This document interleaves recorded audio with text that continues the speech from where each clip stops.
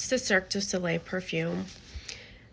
I should say that this is not something that I should like.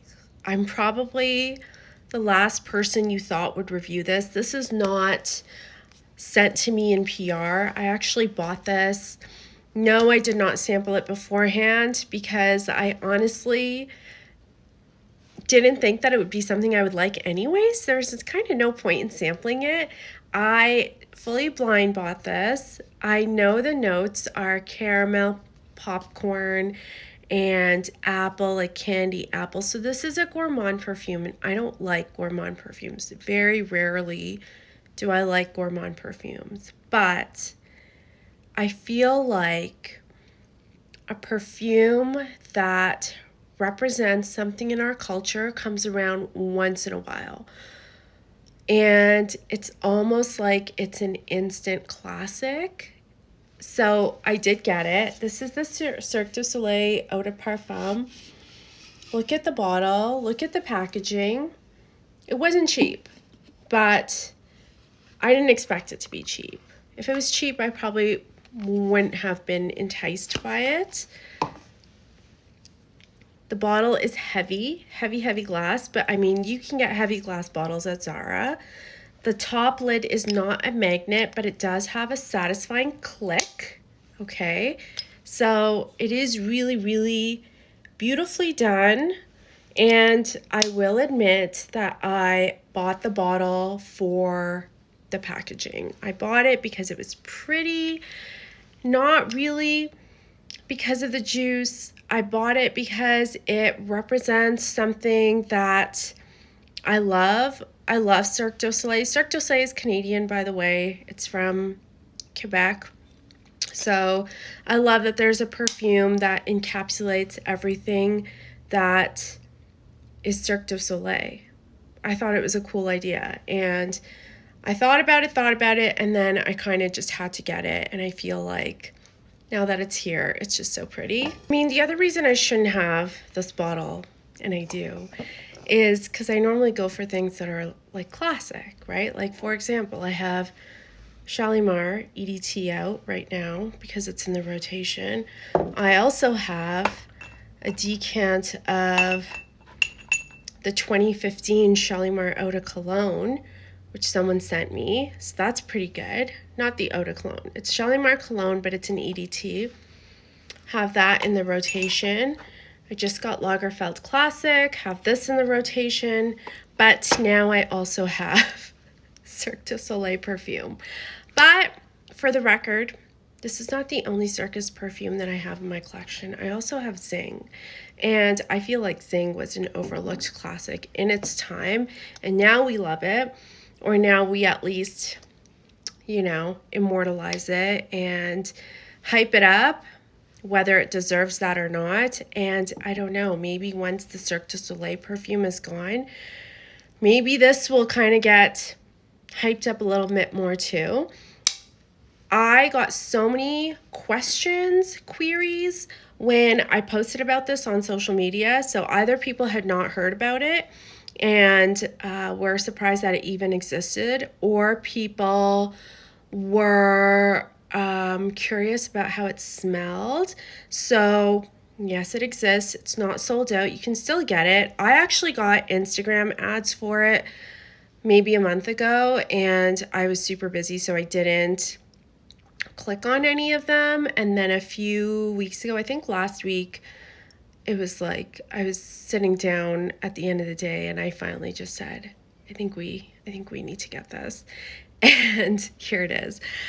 It smells, yeah, it is a gourmand.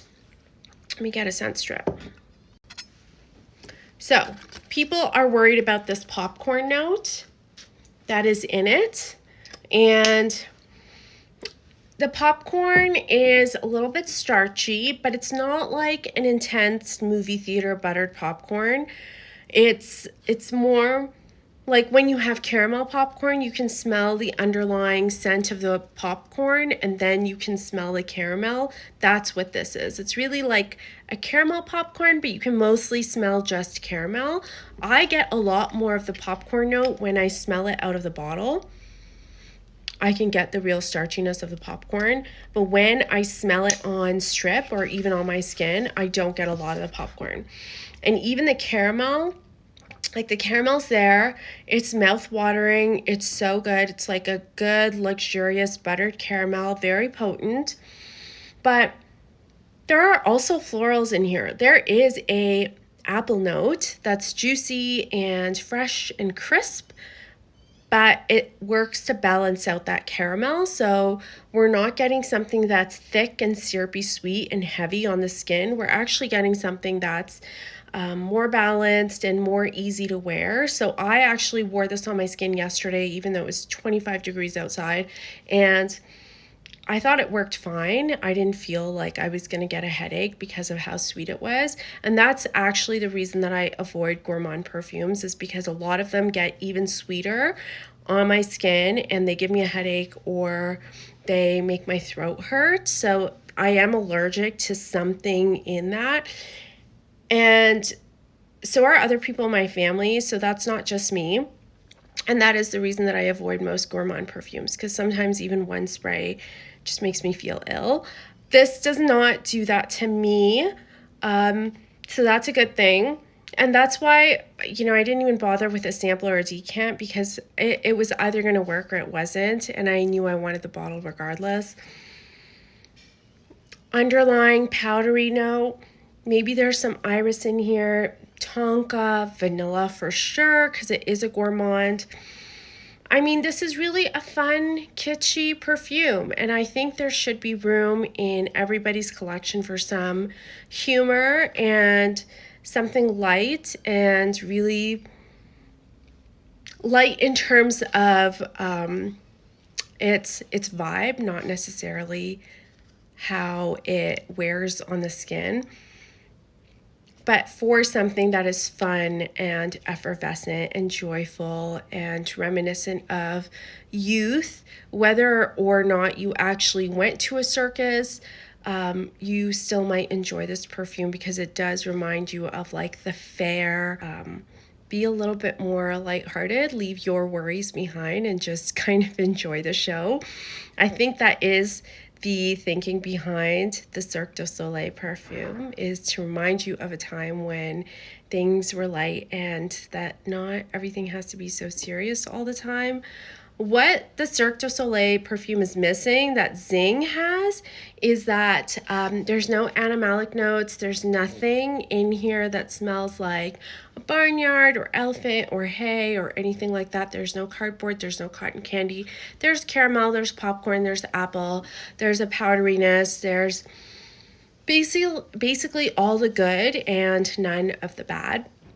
And that's totally okay. Like, this is a more modern, accessible and marketed to everyone that wants a pretty bottle kind of perfume.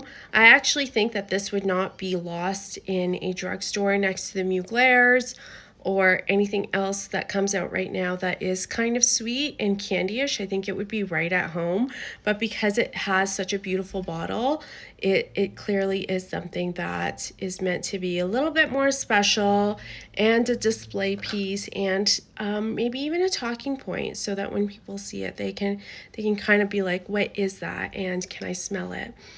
And probably from my experience, when I smell perfume with people that are maybe not into perfume, I find that people really like fruity and sweet perfumes, especially if they're the type of people that don't normally wear perfume. Like, they will not want anything animalic, they won't want anything floral, they won't want anything that is classic or vintage. They will want something that's fruity and youthful and sweet. And I think that this will satisfy all those people. It will satisfy people that are collectors and people that are not. So who is going to wear the Cirque du Soleil perfume? Personally, I can't imagine anyone wearing it to a serious job. Like, I can't imagine a lawyer or a bank manager wearing this, but that's not saying that they shouldn't. I think they absolutely should if they want to. I just can't envision someone in like a business attire outfit wearing this to work.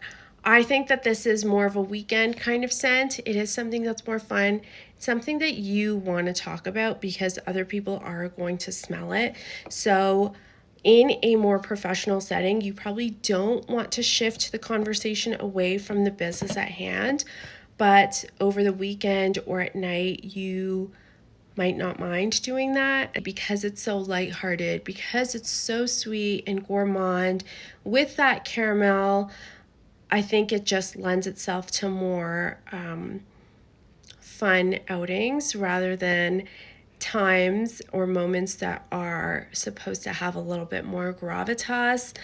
If you smelled some of the other gourmand perfumes that are very trendy right now, like Escapade Gourmand or Bianco Latte, I don't think that the Cirque du Soleil perfume is as sweet as any of those. I found those to be way too heavy for me and way too sweet for me.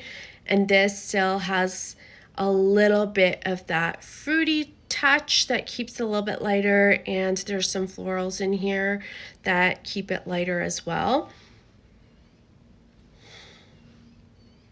So wherever you think you would wear your vanilla scents or your sugary candy fun scents, that is where I would wear the Cirque du Soleil perfume. Of course, if you end up going to the fair or the Stampede or to an actual circus, you should absolutely wear Cirque du Soleil. If you end up actually going to Cirque du Soleil, or maybe you're going to Vegas, I think that would be a fun place to wear this. Or maybe you're going to, I don't know, even the opera. That would be a good place to wear this. I'm really getting a lot of apple right now. That would be a good place to wear this. But to work, I don't know. Unless you want to distract from what's going on, then absolutely go ahead. You'll make some new friends in the elevator, I'm sure. That would be a good time to wear it if that's what you want. But yeah, that's the Cirque du Soleil perfume. If you didn't know, now you know. Now you know what it smells like. Should you buy it? I don't know. It depends on your cash flow situation and whether it's worth it for you to buy a perfume that you probably might not wear. I don't really know how much I'm going to wear this, but I just love the packaging and I love the bottle and I love the idea behind it. So I kind of had to get it for posterity, and I'll hold on to it until I don't want to anymore. Okay, that's it for me. Thanks for watching. Let me know what you think. Like, are you going to get this? Were you curious about it? Had you even heard about it before? Let me know, and I'll talk to you next time. Bye.